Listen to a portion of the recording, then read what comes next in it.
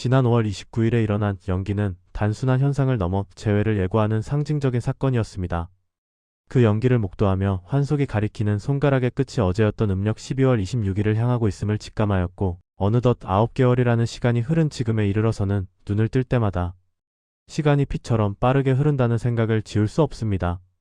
5월 29일 재회를 예고함과 더불어 섣달의 입구에서 천하 사람에게 4번의 절을 받겠다는 의중을 펼쳐 보인 이후 이제 다가오는 3월 6일을 지목하며 주강 50도 흑토끼가 성공하고 나면 반드시 전쟁의 화가 일어나게 된다라고 전하는 일련의 흐름은 참으로 일관성이 있어 보입니다. 이는 이 땅 위에 대종사가 출현할 것임을 알리는 명확한 전조라 할 것입니다. 어제로부터 열린 문을 지나가며 이 동토에서 다시 일어날 일이 병주고 약주는 과정을 통해 어자로 나아갈 한 사람이 걸어갈 길을 밝히는 일로 시작되었다는 사실은 참으로 의아하면서도 엄중한 일입니다. 스스로 똑똑하다 자처하며 선생이라 주장하고 자신의 옳음만을 내세우는 이들이 세상에 가득한데, 지금 이 시대의 왕도의 기치가 다시 서기 위해서는 그들을 조복받지 않고서는 불가능할 것이기 때문입니다. 지금 나라 안에서 서도의 무리들이 예수의 이름을 참칭하며 혼란을 부추기고 오늘 이른 시간까지 오랜 시간 분탕질을 쳐왔으나, 정작 저들이 주장하던 예수가 마구간에서 다시 태어나 세상에 나온다면 가장 먼저 그를 죽음에 이르게 할 이들 또한 다름 아닌 저들일 것이 뻔해 보입니다. 남 잘되는 꼴을 못 보는 간악한 세상이 벌인 일들로 인해 수없이 많은 뜻 있는 사람들이 모함과 음해를 당해 낙향해야만 했습니다.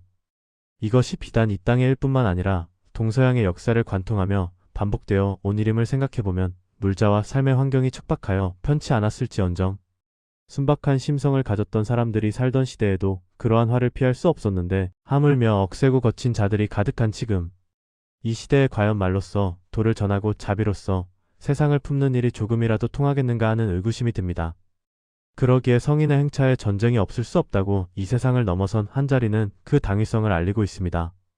그 전쟁이 총칼을 들이미는 물리적인 충돌일지 혹은 병으로서 사람을 솎아내는 전쟁일지는 가봐야 알 일이겠으나, 분명한 것은 지금은 말과 자비로 교화할 시기가 이미 지났다는 사실입니다. 이 억세고 거친 자들을 무력으로 쳐서 없애지 않고서는 우리가 오로지 말로만 알고 배우며 들어왔던 유해토가 다시 펼쳐져 천하 사람이 한 가족이 되는 한 길을 열기란 난망한 일이 될 것입니다. 지금은 비록 허물이 있을지라도 밝음을 향하기 위해 단 하루라도 그 한 뜻을 지키고자 애를 써야 할 시기에 당도하였습니다. 이미 옳은 길을 따라갈 수 있었던 기회도 허물을 씻기 위해 사람에게 주어졌던 시간도 모두 흘러가 버리고 이제는 남은 자녀를 때우는 시간대에 들어섰습니다. 손가락 한 뼘이 아직 부족하니 끝에 도달할 때까지 애를 쓰면 얼추 채워 넣을 수 있겠다라고 전한 옛 스승의 충고는 그것이 비단 제 자신의 운명만을 가리킨 것이 아니라 금세대를 살아가는 모든 이들이 가야 할 공통의 길임을 알리고 있습니다.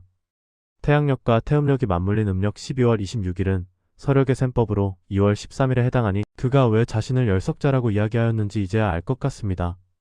결국 우연을 가장한 필연의 연기는 오늘로부터 친정을 펼칠 길이 시작되었음을 말없이 전하고 있습니다.